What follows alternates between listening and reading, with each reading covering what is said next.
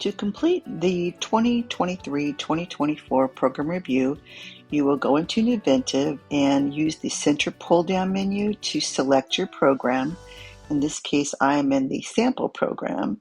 Once you're in your program, then you can use the hamburger menu over here on the left.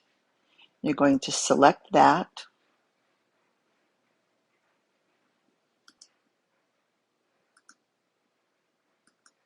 Once you select the hamburger menu, then select the Program Review workspace, and then select Comprehensive Program Review. Once you're in that workspace, you will see a green plus here and a green plus over here. So you can select either one of those to open up the form. Once you're in that form, you will see several cards. You'll have a card labeled Data Analysis, SWOT Analysis, College-Wide Initiatives, Program Review Analysis, Goals and Action Plans, and then Program Review Status. Begin by using the caret on the left to open up each card.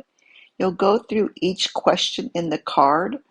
In this first section, you'll be using your outcomes data from your department workspace and also your PLO data and your PRED data, which is over here on the right. You can select the PRED data over here on the right.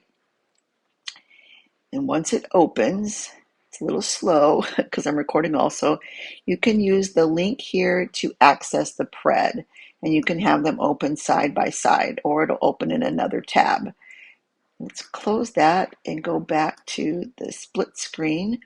So once you've answered all the questions in the data analysis section, and they're pretty self-explanatory, you can then go down to data analysis section complete. You could select yes or no.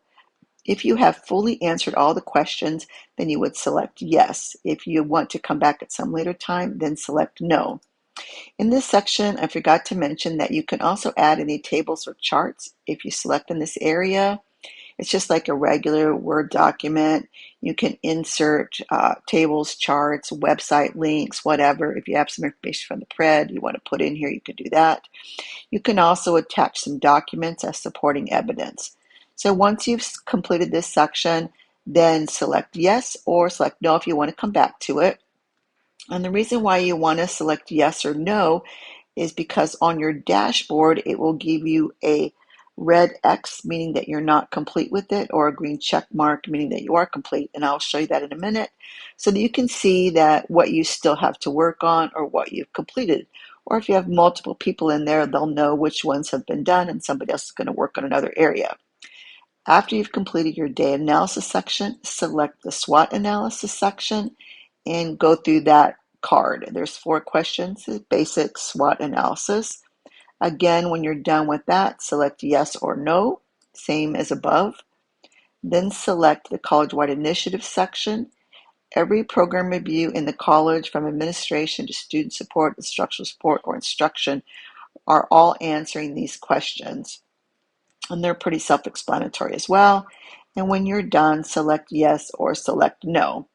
I do want to say for the second question that talks about reviewing the college-wide priorities, guided pathways, equity plan, ISLOs, we're not expecting you to speak to each one of these. So this is a basic overview question. What is your program doing to support these initiatives?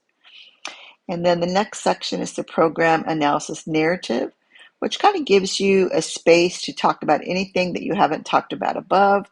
If you want to talk about faculty accomplishments or program accomplishments, any changes or improvements that you didn't mention above, you have that space to do that here.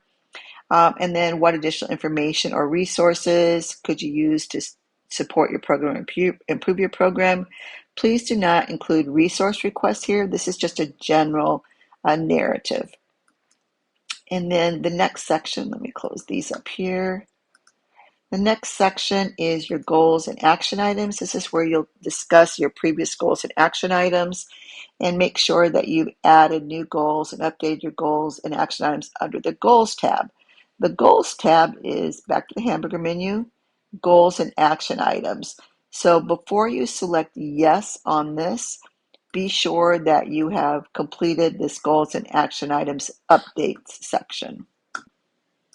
Once you have completed updating your goals and action plans in the Goals and Action Plans Update section, what you can do is come back to this card and select Yes.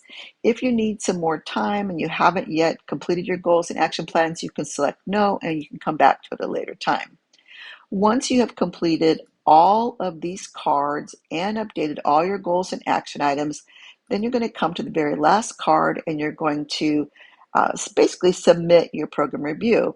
So you will select the date you've completed it, whatever date that is, who completed it, your name, your email address, or your phone extension, some way so that we know who completed it, and that yes, you are ready for it to be reviewed. If you are not ready for it to be reviewed, then please select No.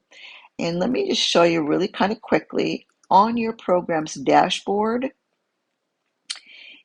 If you go to the Program Review Comprehensive Summary dashboard, you'll be able to see across here red X's or green check marks that show that you have completed those sections.